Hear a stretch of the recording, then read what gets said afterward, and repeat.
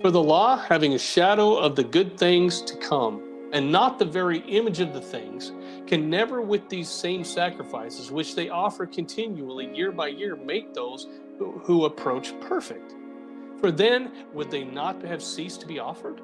For the worshippers, once purified, would have had more consciousness of sins. But in those sacrifices there is a reminder of sins every year. For it is not possible that the blood of bulls and goats can take away sins. So the writer of Hebrews is very specific. In his presentation, he talks about the shadow versus the image. There's the real thing, and then there's the shadow that's cast by the real thing. One is supposed to point to the other, but one is not exactly like the other. It may be shape and appearance, but it's not the thing itself. If there's a shadow, then by extension, there has to be a shadow caster. The korbanot, the offerings and the sacrifices were offered year by year because that was their function. That's what they were supposed to do. You were supposed to offer them year by year. There's this horrible understanding that these sacrifices were deficient, and then they were only for a certain amount of time to teach Israel that they were imperfect and that they needed a Messiah. And then once Messiah came, these were all done away with. But that's not true. The truth is they had a purpose. They served a purpose, and they had a function while they were here. They were supposed to be offered year by year for the cleansing of the earthly level. But they were pointing to a greater reality. That is why he says they couldn't make anyone perfect, because they were not meant to make anybody perfect.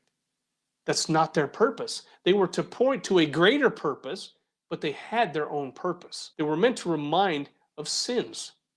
This is the shadow. The shadow is to remind us of the sins and to keep our mind on that. And then there was an earthly level of cleansing that it actually did affect. But let us move to the Shadowcaster.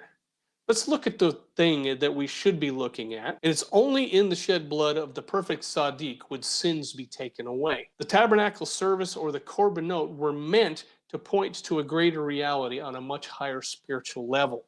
The greater spiritual level did not render the service in the Mishkan null and void. The two existed one above the other. There's a higher spiritual reality, then there was the earthly physical reality, and they coexisted together.